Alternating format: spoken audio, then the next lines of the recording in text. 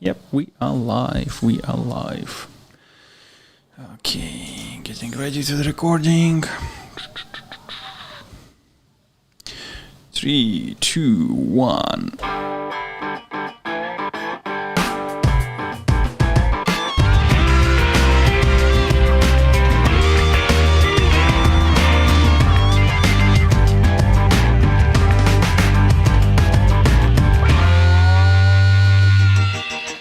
Welcome to the Non-Intuitive Bit podcast brought to you by the Leaders Club that you actually part 2 if listening to us, but do considering elevating your membership status by joining the Discord channel. And today in this virtual studio we have Dmitry Mananikov. Say hi to people. Hello everyone. And as usual, the most annoying voice would be me, Slava Kovalevsky. My friend, how was your week? Anything crazy? A lot of crazy stuff at work that I can't really talk about, but nothing really special.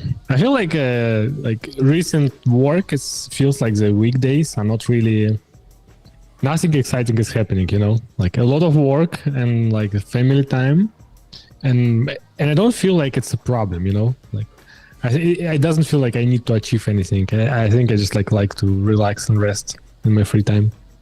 Yeah, I hear you. I have a very similar pattern. You know, one thing that have changed, and this podcast actually have helped, especially that we're hosting on Friday. I honestly gave up to try to finish everything on Friday. So I usually checking out around 4 p.m., 5 p.m. and then I just working on Sundays usually a little bit just to finish everything. My brain is fried at this point. I really cannot be super productive. I will be half productive anyway.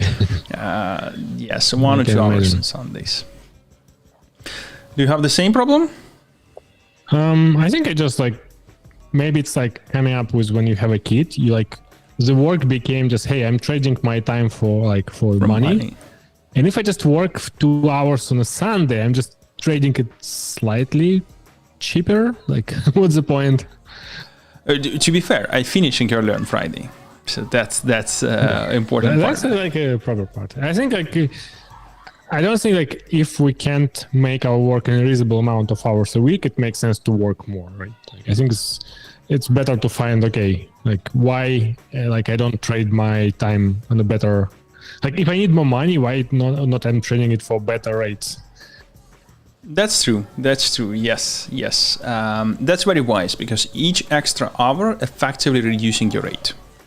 So you can increase your rate without changing the job, which is interesting observation. Yeah, I think the only reason to work extra, it's not like your current rate. It's just you're going to next level, you're going for promo, and you want a really high drop, high jump in this rate.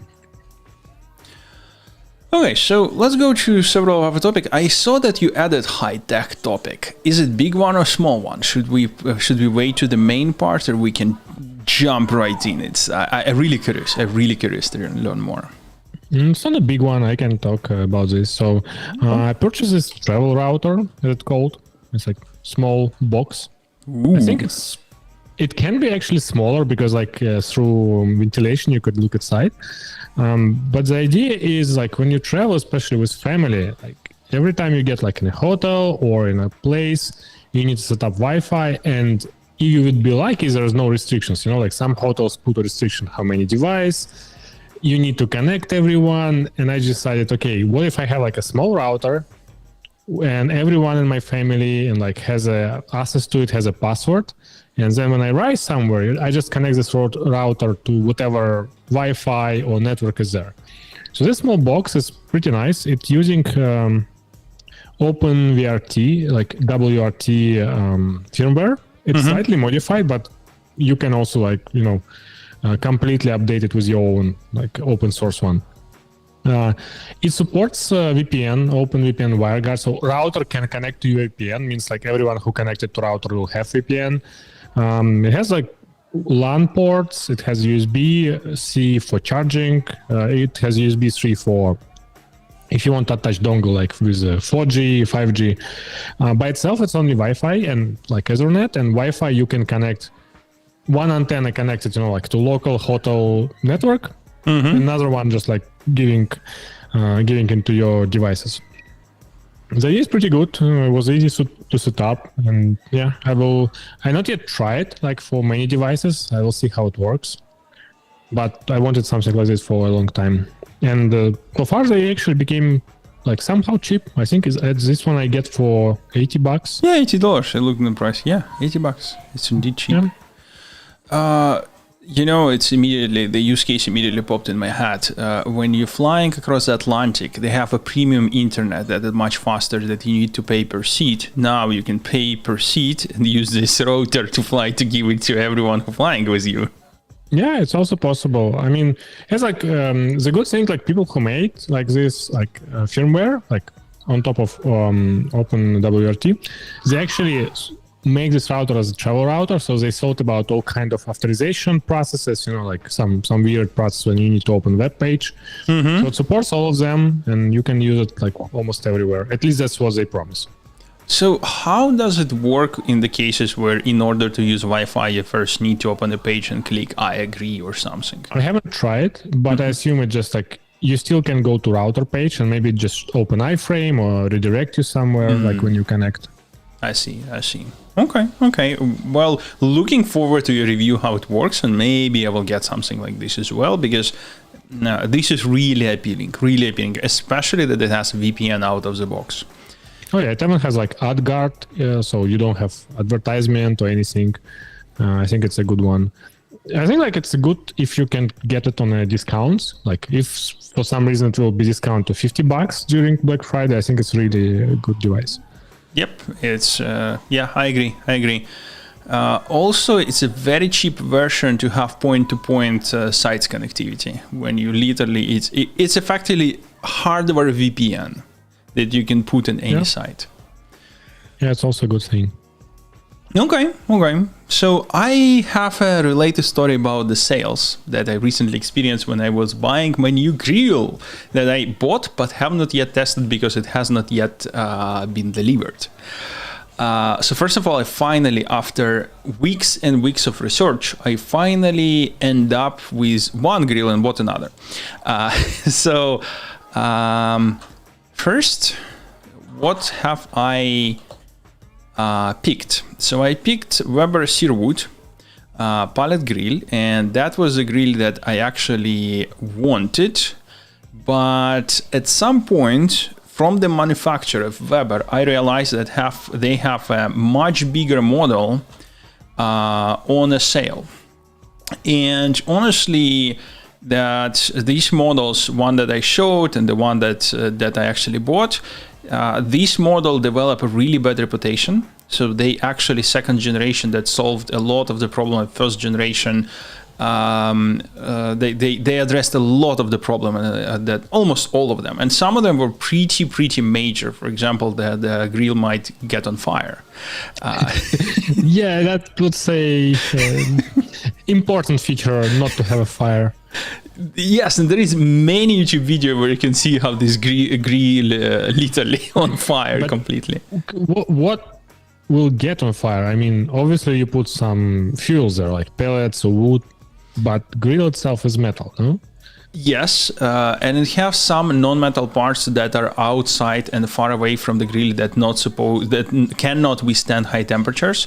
So what was happening in the first generation, and by the way, this was the first attempt of Weber to start building pellet grills. They used to do gas and used to do Charlotte, but not pellets.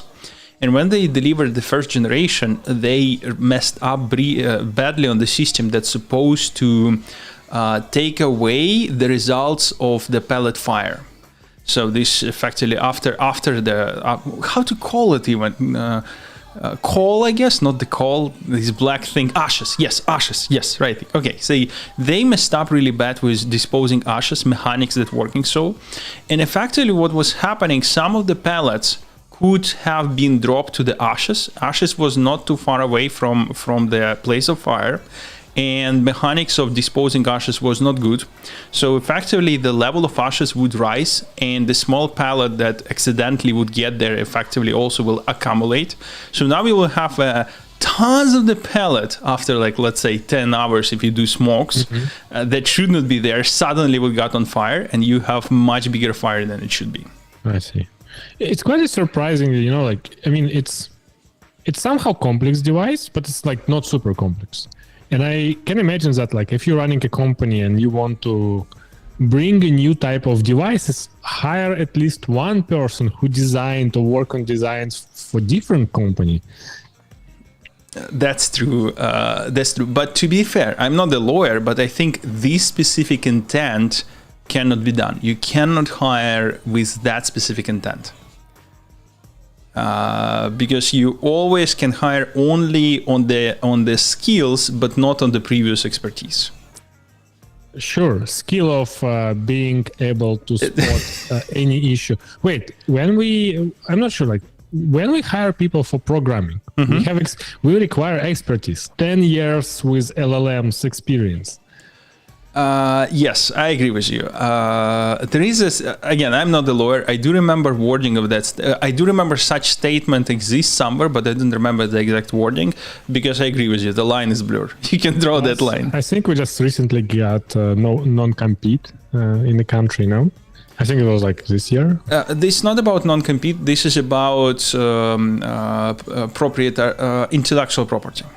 So you cannot buy with the intent that someone who have intellectual property of the things that person did in the previous employer. We're not requiring like intellectual. We're requiring person who built grills for last 10 years. Yeah, I agree with.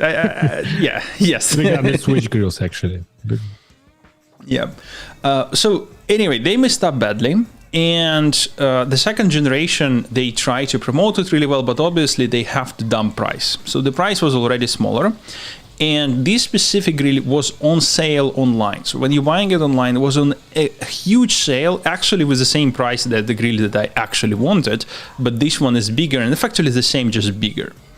So I obviously happily bought that.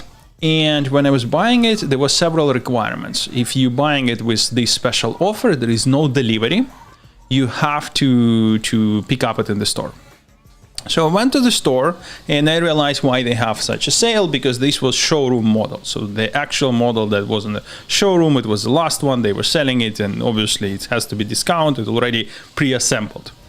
So because it's pre-assembled, I wasn't able to fit it in my Jeep, like, literally.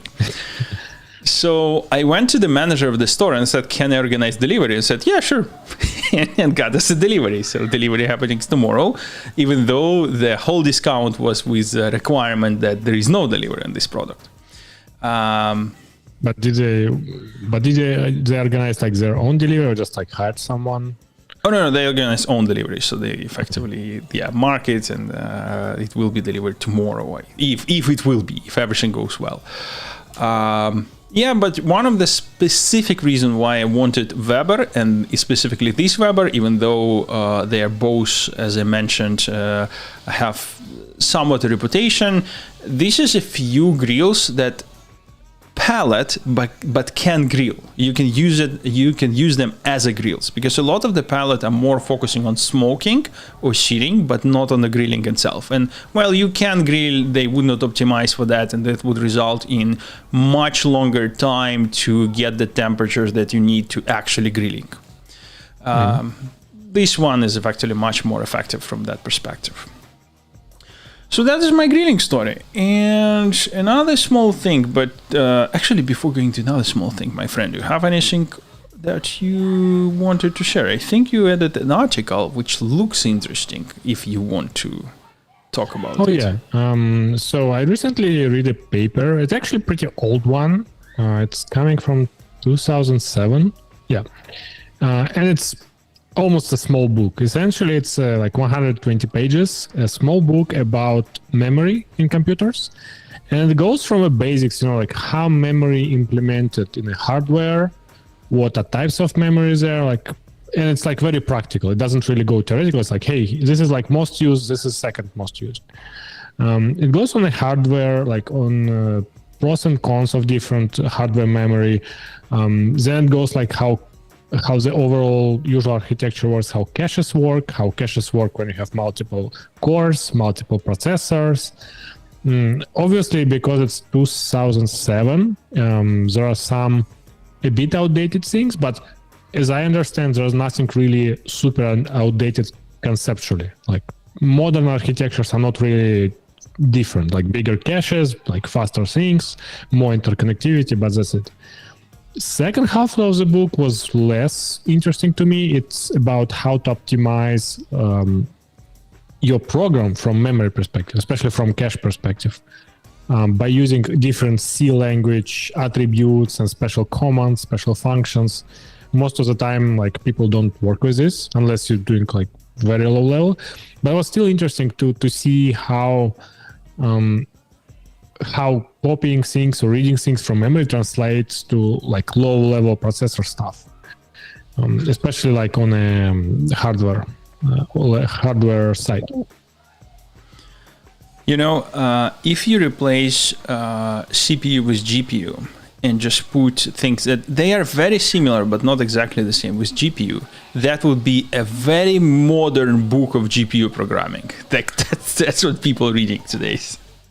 Yeah, it could be. Like I think some of these things apply to GPU, and there are some sections mentioned.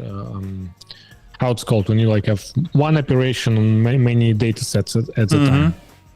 Yeah, but it's mostly about like regular CPU with prefetching, with a multiple level of caches, how like pages works, memory pages work. It was very interesting for me because I knew like to some extent, but I didn't know like some details. And for example, I was pretty sure that every memory cell consists of 6 transistors, and I was like, okay, this is how memory works. But it's not. It's like this is only memory in processors because it's very reliable, but also very costly. And most of the memory we have use capacitors, like 1 transistor, 1 capacitor, because it's cheaper and easier to produce. So like these things was very interesting to know. I think it's like the book says what every programmer should know about memory. I would say ideally, yes, everyone should know, but it's probably not critical for most of people. But if you want to really know like low level stuff, it's a good to know. Yeah, but this is what I was mentioning in the previous episode. Then I was saying that industry gone backwards with GPUs, because on CPU, as you correctly stated, that sure people might know it, but they don't have it. In GPU, this is must have. You opening book how to program GPU nowadays, the modern that was written this year, this will be the book about GPUs. Yeah, and let's be honest, like even in a high level programming, you often need these things. For example, in a game dev, where you often need to process a lot of similar entities in a row, approach like ECS, like Entity Component System, which is data-oriented programming, really used a lot because it allows you to optimize performance for caches, like for cache prefetching, to avoid cache misses and like cache drops and other things. You know,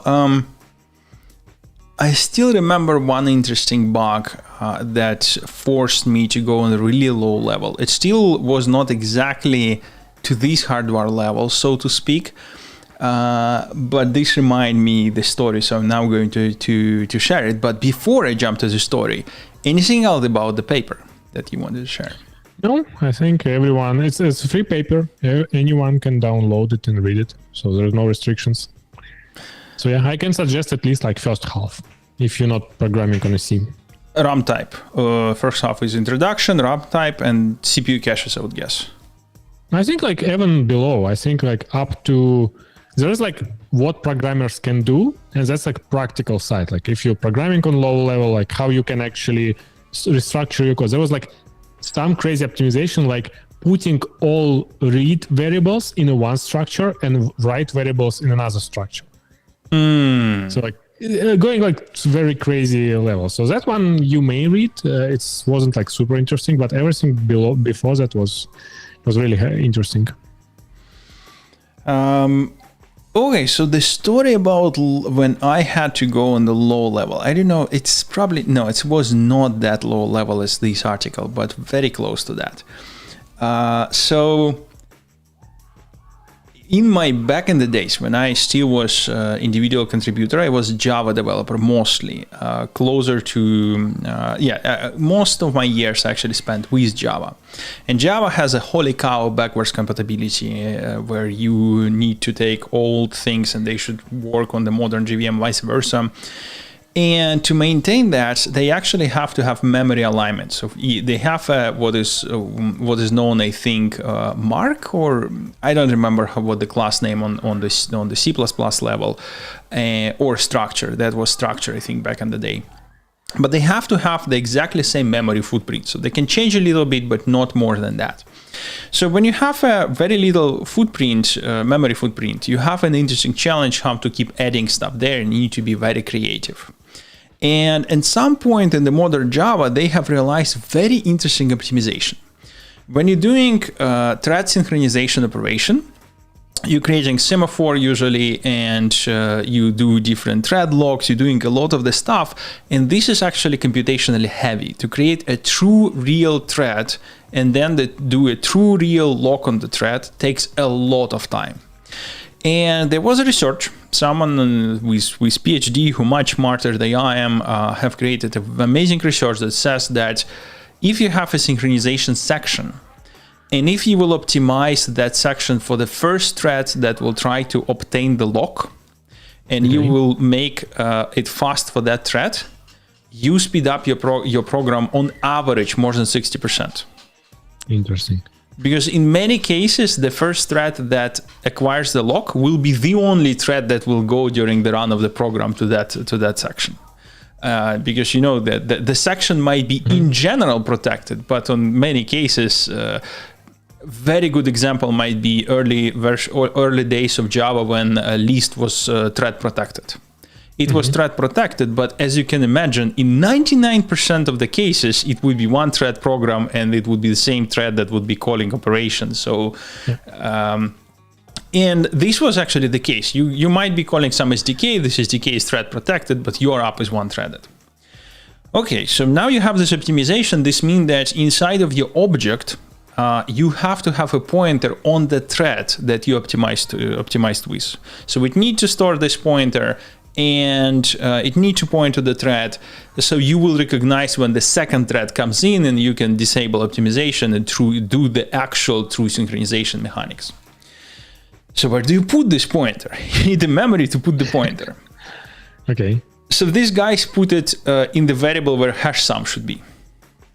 So now, if you're computing hash code inside of the synchronized lock, you killing one of the optimizations. They cannot coexist. So you either losing the hash code computation optimization that stores the hash, and just imagine how many days I as an C have wasted when I put when someone else puts synchronization section on top of my code, and suddenly hash function in my code start causing performance problem. Like how it was solved. Oh, I found that I literally had to find how it works in the end. Because they put synchronization on top. So they were calling my low-level library. So from their perspective, my low-level library starts working slower. And I didn't know that they put synchronization. And honestly, this was not something that I would ask them. Oh, have you put synchronization around my code? Because why the hell? Obviously, I was not able to reproduce, and they reproduced in their code. We start looking the difference. We figure out the synchronization is the problem. Then we start diving deeper why, and that's how this was discovered. Well, yesterday I had a conversation with a colleague, and we were discussing also programming languages, and actually found that Java, I'm not writing in Java. I'm not very huge fan of Java, but I found that in Java 21, they actually added virtual threads, which works similar to coroutines in Go. So they're trying to get a much better place where they are.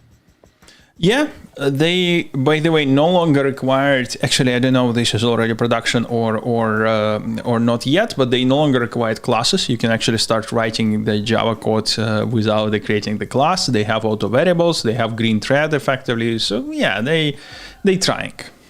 I think it's interesting, right? Like when you have a language which is like exist for a long time, and you actually have like two ways to live, right? Like you guys like not changing anything, and slowly became obsolete because like new concepts come in, like better, more practical, or you trying to incorporate these new concepts, and then your language became bigger and bigger. Like C++ probably is a famous example, but actually C#, right? Like C# was like Java, but until it Java was for a long time wasn't changed, and C# tried to change, and now C# also like contains like so many different constructions that like it's really, you really don't want to like write old one. And JavaScript actually kind of the same. There are like so many old concepts that people try to avoid using now because there are much better concepts.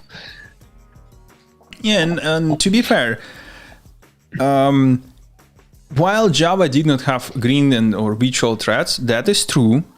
One thing I do want to give Java credits, they have many other concepts that would make this, that would provide the same functionality. That would have a sure. thread. Like, I'm not saying it wasn't there. I think it's like this lightweight thread. So Go routines, like I think like everyone just recognizes it's really a performant and easy way to write like code that easy to reason.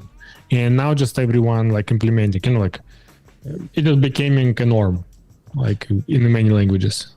I agree with you, but still what I'm aiming to say that Java has a concept of the task, fork join task, for example, that actually works exactly like that. So the whole selling point of fork join pools was that you can spin up thousands of tasks and not care even if you only can have 2 threads, because it will take care of this. The biggest problem was it was not natively embedded in the language enough, so other programmers who have used virtual thread would immediately recognize that. I see. So they have to learn about this concept, use it, but to some extent it was there. It might not be the best implementation, but it also would be unfair to say that it was not there. I see. Interesting. Why there is an added like this virtual? If it was because I see in the code of virtual, like I see the task and like runnable task and thread builder. So yes, this is now compatible with thread, because before you cannot do the actual thread. You can create a task pool or fork join pool where you're submitting a task, and this is completely different entity. But if you're operating on the thread level, actual thread level, so what this theoretically gives you, now you can take the very old Java app that is working with threads. It doesn't know about fork pools, fork join pools, anything like that, and now it's type compatible. You can actually give it a virtual thread and it will be type compatible, so it gives you functionality like that, a really nice functionality. But apart from that, some of the functionality already was there. Yeah, like I'm like in the parallel, I'm asking Claude about like differences in Java things. I think it's like LLM makes these things much easier to learn. Maybe not deep, but just like having quick comparisons, like it's really helpful. 100% agree with you. Yes. Also, I found that Claude is really good at writing unit tests. I don't know why, but for my use case, especially like for TypeScript frontend, I give it code base. I give it partial code. You know, like sometimes like I have a huge like React component, and I have like a couple of tests, and I need much more to cover. And I give it both like tests and code, and say, you see code, you see tests. Now write more tests to that one. So it actually like follows style, follow naming, follow structure, like works really nicely. It's like, it's literally like a junior engineer, you know, like you give them like, here's a place, do the same way, just a few more things. Yeah, I hear you. By the way, since we went to AI, let's continue to AI. And since you mentioned Claude, let's continue with your topic, and then I will jump to mine.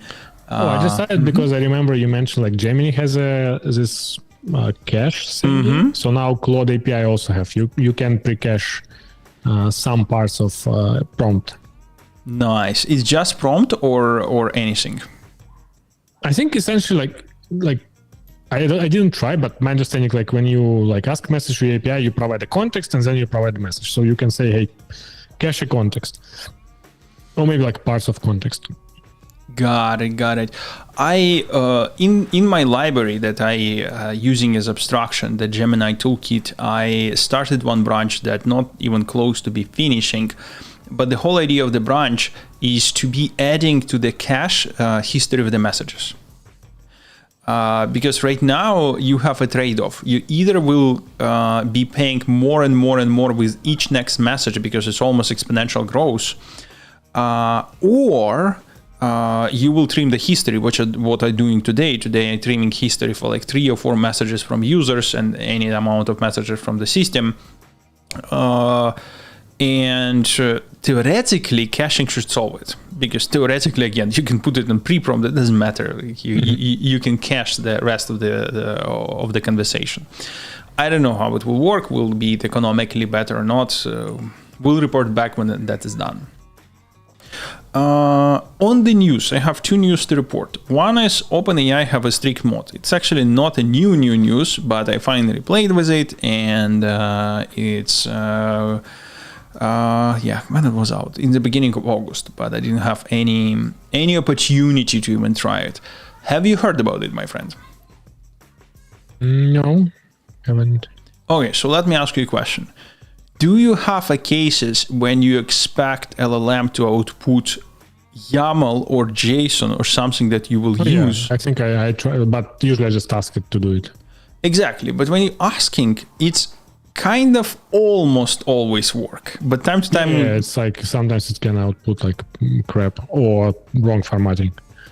So right now they introduced a mode that enforcing the fact that it will give you a response in, let's say, JSON. Interesting. Is it only JSON or like there's like particular list or anything? I tried it with JSON only, and it is give you an answer in a readable JSON. So that is guaranteed. It still can make inside of the JSON errors. It's still going to be readable JSON, but the output might be wrong. But this is a completely different story, because I honestly, I really, really love that. And I would love Gemini would have something like that, because my decent chunk of the prompt in many of my tooling is about the fact that do not output anything outside of JSON, make JSON workable and things like that. Well, just like a quick, completely random, not connected story. But I recently had a bug or feature related to that front end was calling backend. Okay. But now imagine this situation. Front end was calling backend through form, like, regular HTTP form, where field is SQL query with a function, SQL function call. Okay. Which accepts a string. Inside string, there is a GraphQL query. Inside GraphQL query, there is a name, like a string, a GraphQL string with the name of a table for SQL. Amount of slashes and double quotes like that it produced was like 6 slashes and couple of double quotes. I don't know. Can OpenAI save me from that? That also remind me an interesting thing. So in AI and MLOps world, there is a huge problem of traceability. When you're training models, hundreds of models, you have particular data set, you actually need to build a graph that says from this commit, I took the code. On this data set, I used the training. On this worker, it was trained. On this logs instance, I have the logs. And it's actually need to build this graph. And a graph is quite ML specific, because from the same... Are we talking about traceability of particular model build or like parts of model output? Or... Actually, everything. That's the biggest problem. Like everything, because you might have a model output, but then imagine use case where you have an output and you need to trace it up to the commit that you have used to train it. Yeah, that one is harder. There are many solutions on that market. And one of the solutions, honestly, I don't remember the name because we were developing so many years ago. And that solution took YAML as a main language to represent the graph itself, which was, okay, fine, only YAML. It was an early day, so they don't support any other structure. And the team made a service around it, and the service was API through the JSON. So now you would have a JSON inside of which there would be variables that expect YAML inside that they will pass to that tool under the hood. So it literally was JSON with the fields that should have YAML inside. It was funny thing. I actually currently work on data lineage, like the traceability between different data objects in a database, including models, but not yet models inside. Yes, database, especially for the sake of compliance, government compliance, and other things, is a big deal. Yeah. Okay, I actually wanted to share one thing. So I have my investing project that I'm doing, and I will give update on it in a little while, but it's based on the LLM Gemini toolbox that I'm building.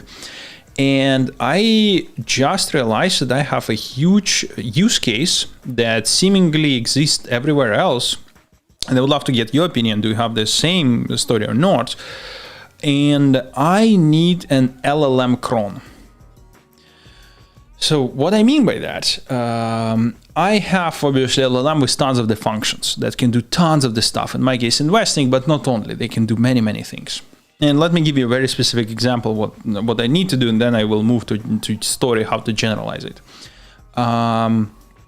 When I trading options with Alpaca, I time to time setting limit price to sell. So I'm saying sell it with particular price. Unfortunately, Alpaca is a new broker, so it, for options specifically, only support limit sell that are in the force for a day. Okay. So which means that in the morning, opening the notes, copy pasting to my chatbot, set the limit sell for that, and it's going to setting it for the day. So what I instead need, I need a cron that for a job will do two things. One, it will send to my LLM with whatever tools it has a query that will respond if the precondition still met, yes or no.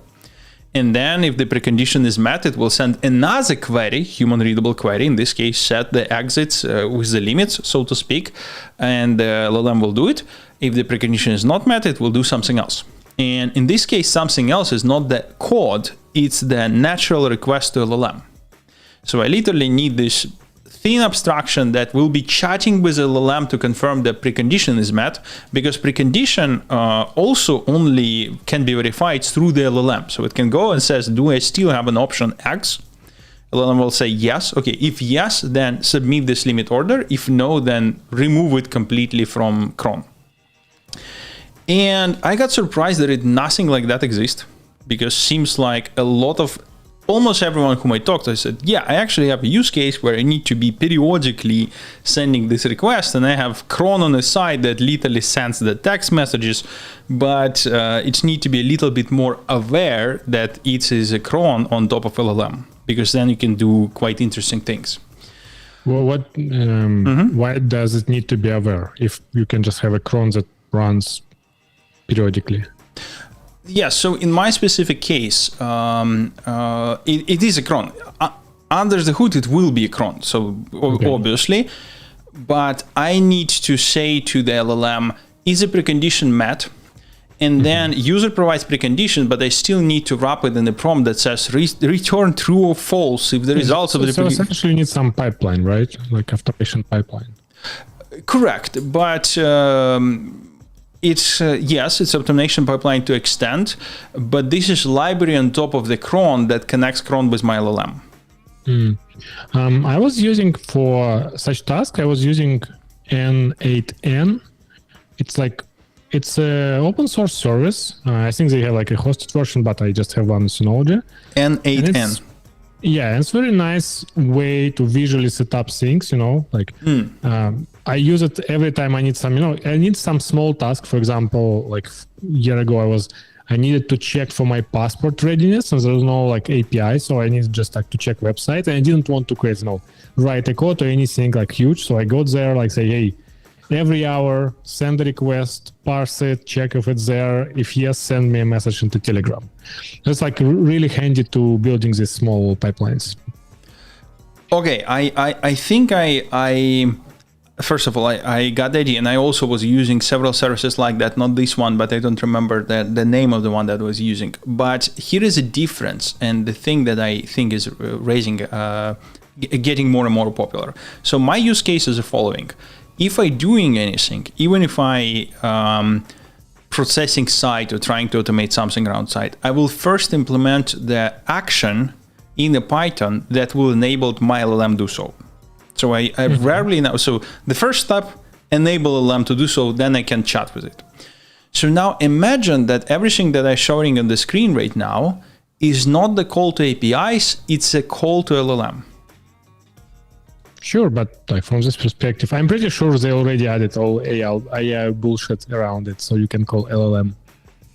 That's what the thing. I have not found many. I have not found DAG where you can say, in my DAG, each node is a request to LLM, and here is how I want to parse that. So then it will have this thing that first ask LLM if the site is updated with my password, and the password is ready. And then you will say, if it replies blah, go here, and then ask LLM to do this.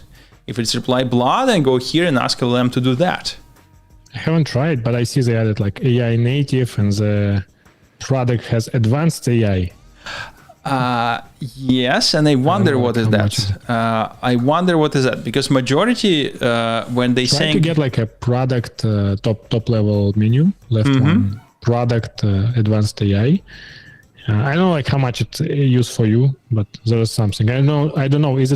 Are these parts open sourced as well, or they like keep them behind something? No, this actually feels. That's why. That's the reason. The whole reason why I wanted to talk to you, because you might already have a solution in mind that you're using, and maybe I haven't tried for you. I just tried like a couple of actually 5 years ago. I was trying to find some solutions for pipelines when I need them, especially when I need like some tasks that will be living like for months and then I don't care, and that was a solution to quickly just scheme up with pipelines. So this feels like exactly what I need, but I need it in SDK that I'm using. And specifically, I have a very simple use case of where it's not exactly a pipeline, it's a little cron, but yes, feels like exactly what I need. Thank you. I definitely at least will look like here, because I honestly believe this is the future, because my old pipeline now looks like that. It's ask here, ask there, tell here. And that's about it. Man, this is super interesting, super interesting. I still wonder how it will look like, because I do have a very small demo, but this is demo 1 node, so obviously I need to play and see how it works like. And again, I hope they provide SDK. Tell me, oh yeah, I see pricing. So the pricing, $20 per month. This is a very good reason to implement on SDK. Yeah, like I'm just using self-host, and I don't know how much like it diverged, because when I started using it, the project was pretty much, like, I think they didn't even sell anything. It was just like a hobby project, but now apparently they're actually selling it as a separate product. So I'm curious how much local version would diverge, and would it have any of these features? Yeah, that makes sense. That makes sense. But this also reminds me how immature the market is, and maybe we should just create a company and do something like that. Anyway, just a thought. Okay, so now investing and the results with my play so far. I have an interesting experiment. There are many crazy influencers, financial influencers in Twitter who recently have started something. Recently, I mean last year. Last year, there is a whole new generation of financial influencers that publicly having a challenge to go from, let's say, 10K to 200. Majority of them went under, and majority of them are completely scam from the beginning. You can easily see that this is a scam. Not that I think all of them are scam, but let me rephrase. Majority of them are just degenerates that don't know what they're doing. Okay. Some of them do know what they're doing. So the question, why? Why professional Wall Street traders would go on the Twitter to do this freaking challenge? What do you think? Publicity, maybe? You are, I would say, 80% correct. 1 year ago, I unfortunately don't remember the publication that I've read, but 1 year ago, Wall Street have realized interesting fact. Before, there was a mantra. If you have an algorithm that is money printing machine, you keep it silent and you're printing money. That was a classical mantra. Someone have realized that if you don't have a printing machine algorithm, but you have a pretty decent logic, if you actually influencer and you have a pretty decent logic how market works, you can build the momentum by sharing it. and a lot of people will follow it. So if you buy something at the same time promoting your logic, if a lot of people will follow you, it will bump your prices. So it is, to some extent, a legal pump and dump. You're not saying that, hey, let's everyone buy GameStop. You're saying that here is a logic that I think, I'm not a financial advisor, but I think why it's go up or down. And if a lot of people believe that, it will go up because a lot of people will buy it. Apparently, for some people, you don't even need to say anything. You can just post some memes about stock, not even related to stock, and people will start buying it. It's kind of interesting phenomenon, right? Like, so a lot of people know this is the case, so they use a signal which they didn't agreed on before, but they know it for some context. And you can't really legally do anything, because if someone posted like a picture of a cat, it doesn't really mean anything.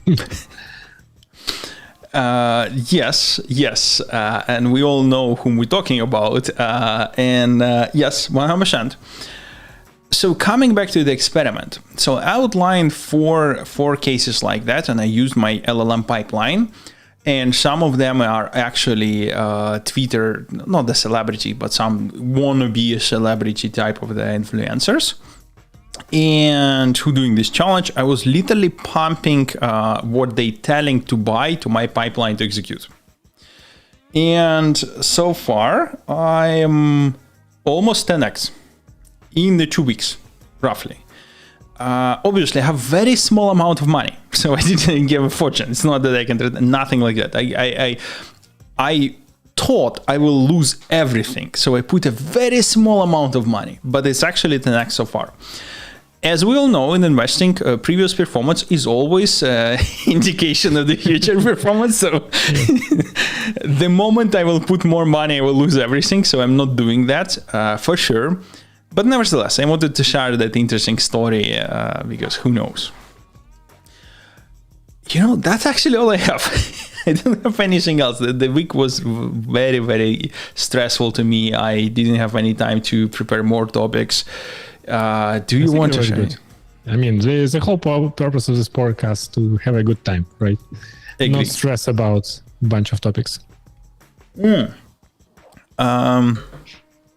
Last thing in the end, I want to say that I met a friend of mine that I cannot disclose his name, who works in one company related to agriculture, and he showed this story to me that his brother at work some time ago got accused of sexual harassment.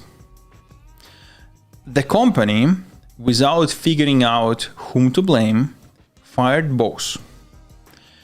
After that, the lady that accused with a gun and firearm, other than just handgun, so there is more firearm than just one, went to his house, which led to him calling the police, and there was no shooting, luckily. After that, they diagnosed and concluded that she's mental. After that, the job reinstated the guy completely at the work, and they apologized to him. I don't know. This is such a crazy thing that I never thought. I read about this in the news, but suddenly I learned that I really have a friend who has a brother who experienced something like that. Crazy shit, crazy world. It reminds me DMCA on YouTube, Every channel can be banned because someone claims they have like a wrong content, and then the channel owner need to prove that they are not guilty. Actually, recently there was Lex Friedman podcast with Kevin Spacey. They would talk it was a lot about theater and acting, but there was part where he was talking about the whole story with him, when he was accused of wrongdoing, and then everything, he was fired, House of Cards essentially went down completely. Oh, yeah. And in the end, there's no charges because he was proven non-guilty with all cases. He admits he was in many instances he was being a jerk, but he never did anything illegal. Mm-hmm. Interesting, man. I love this actor. I'm going to watch it. So yes, thank you for sharing that.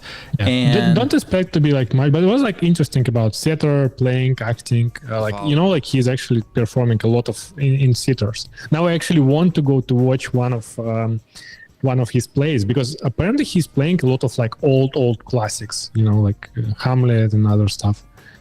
yeah, now man, I didn't know that.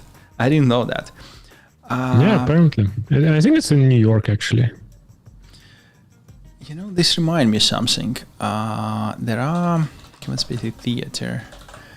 Oh, where is he now? Performer. Anyway, let's do our due diligence and let's come back to this to this topic next time. What this reminds me is there are several psychologists that recently outlined the interesting trend on the YouTube that slowly making young women and young men more radical. And this trend is the following. There are a new generation of influencers. They call themselves psychology influencers, psychologists, which they are not in many cases. And for female psychologists, there is a whole business right now to make them feel better. And for the young male, there is a whole business to make them feel angry. And this cycle actually fulfills each other. So on the women's side, there is a lot of psychologists that usually male looks really good, who explain one thing, that what you do as a girl is the right thing. It's someone else who needs to take blame. Someone else provoked you, and it's not you, it's someone else. Okay.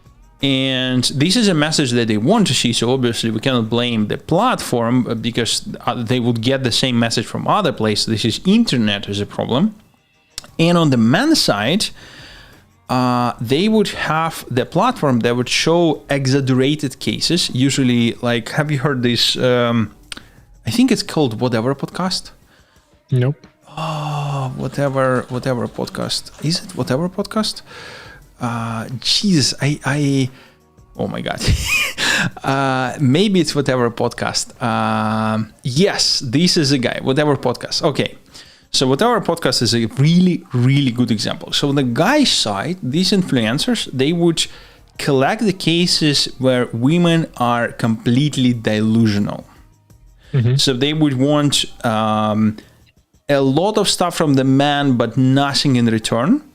And these influencers would literally publicly uncover that and show this fact that they're delusional and fight back on behalf of the mankind and man's with this completely different agenda.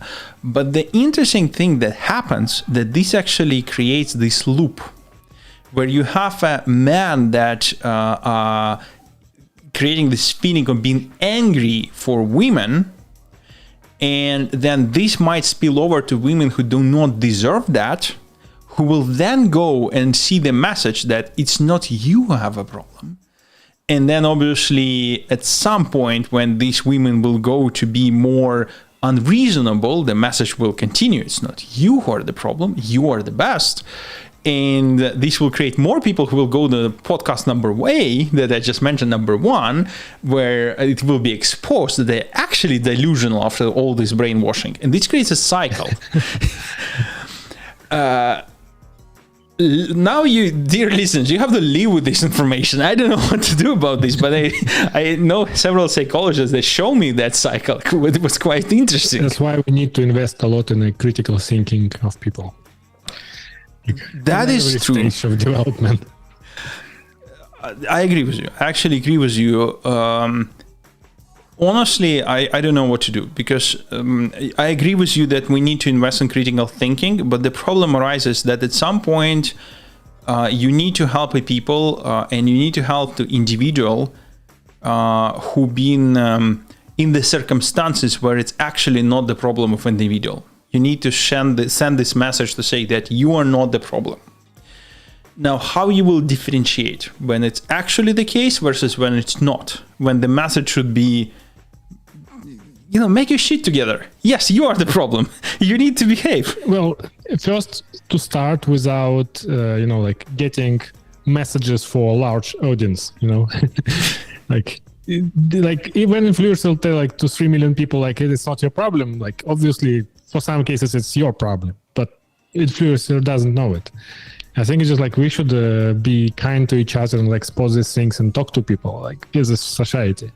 And again, like work on a critical thinking from childhood, like explaining people that they should at least think about what they're getting as information. You see, but this is an interesting point. I agree with you on principle. But the fact that we should be kind as a society doesn't mean that we should be harsh with some of the individuals. And in fact, why do you even think that by default we should be kind? Maybe by default we actually should be harsh because the probability is higher that someone else is abusing you. I'm not talking about your friends, your relatives, your close people. The probability that someone else is abusing you is actually much higher. So maybe default actually should be different. You should be kind, but only knowledgeable kind when you can know that that person deserves your kindness. I don't know. I think like the whole society changed the last few thousand years from being, killing everyone who you meet if you can to like, being by default kind to people until proven back. Because the same like with proven guilty, right? Like you don't dump on people, like we should not dump people from work until they're proven to be guilty. And I think we should like try to at least start with assuming the person is correct, maybe not doing like any actions that can be, can create some consequences, right? But at least listening to people and trying to figure out instead of just diminishing, hey, oh no, it's your problem. I don't know. I won't even listen to you because I assume it's just like you created this problem. So I don't really care to dig into it. I understand, but here is a counterpoint. And there is a really nice book, San Francisco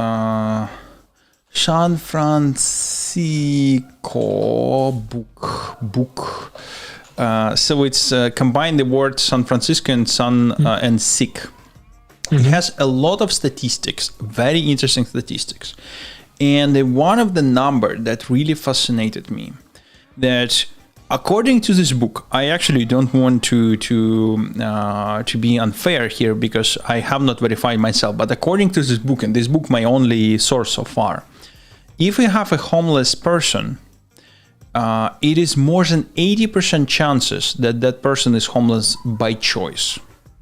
And if you will help that homeless person, you only exaggerate the problem because what that person is lacking is responsibility, is actually the stick that will force the person to do something to go outside. Because San Francisco as a city was doing too much for the homeless people.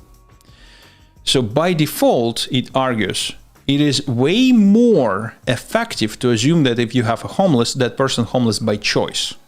And you need to force that homeless to go out of that state. Otherwise, it will not work. Yes and no. I mean, it depends on like where we just put this line, right? Like there was a time when people dying from hunger because no one gave them food, right? And we say, if you're dying from hunger, do something, get your food, like be proactive, right? And then with society decide, hey, we actually should not have hunger, so whoever needs food, we just give them food, maybe not the best one, but like something so they don't die. And now the second, like water, like food, like we're not killing people by default if they're not proactive defending themselves. So maybe like having a home or a shelter is like a next step, because like, otherwise San Francisco is very visible, right? Because it's like a good weather. If you go to a place like Russia, you won't find like many homeless people because they literally dies. Like whoever lost home and get on the street at winter, like there's a good chance they die. So it depends, I would say, like how you deal with it. True, and this is one of the point, because San Francisco actually had a program where they would give a shelter, and the conclusion right now that shelter is not a problem. You need to have accountability, because the shelter by default would assume that the people are good. That was a default assumption. People are good, so if you give them the means, they will become better. In reality, this is true, only for 20%. 80% are in how it might sound harsh, but again, according to the book, 80% do not want to get better. They want to abuse the system. That's their function. And you need to make a call at some point, because obviously we now live in the world with high level of mobility. And what I mean by that if one particular geographical location provides system that can be abused easily or easier, it's not like in the past that only people in that geographical location will abuse it. You will have a lot of people that coming from any geographical location to abuse it. And this exaggerated the problem. It was not case like that in the past, for sure. Anyway, just looked at we are across the hour, 1 hour mark, exactly. Interesting problem, right? Like, and it's hard to solve because if you get to other end, like for example, people don't work, right? Like they don't work, then live on social security. Maybe they even have a home. So like what to do, right? Like Soviet Union has this laws that you actually punished for being jobless if you don't really want to work, or if you don't have a kids who can be raised and pay taxes and work. So can we go to that one? Yeah, sure. We like whoever not work, we just put them in a camp and they start building roads. It sounds like a good plan. I mean, I hear your point, but I think there should be, we should at least learn from the previous example. And here is the data points. Current society are the best society that we had ever. By many measurements. So you can find different KPIs that will tell you that ancient Rome was better, but almost by any measurement, we today doing better than anyone else before. It doesn't matter race, sex, or anyone, literally anyone. So the question is, what stimulated and got us here? And so the USSR just disassembled, got rapid unscheduled disassemble process. So I would actually lean on that as example of what not to do. And if you take USA, in USA, historically, the nation didn't have any social support. It didn't have medical support.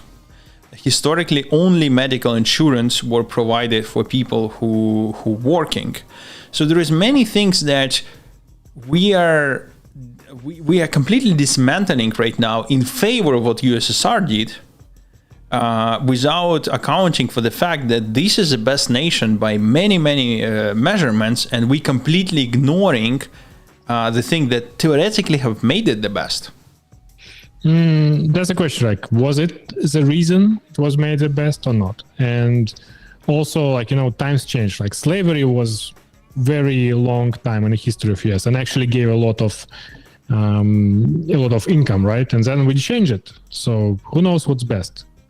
I couldn't say if this is the reason why it's like economy of United States was pretty good for a long time. Yeah, anyway, I think we get to the topic that is more. I don't know, is it like more boring or more interesting than AI? It's a good difference. Dear listeners, tell us if you actually managed to listen up to this point. Let's indeed finish. I think it's amazing. I would love to keep chatting with you, my friend, but we are more than an hour right now, so let's finish here. Anything you want to say to our listeners in the end? No, I think we're good. Bye, everyone. Yeah, have an amazing rest of the week, folks, and we'll talk to you same place, same time next week. Bye-bye.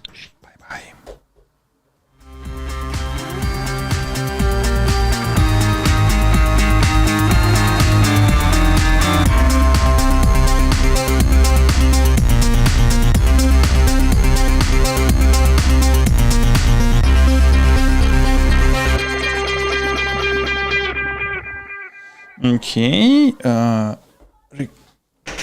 recording is done, but we're still live. Let me end the live.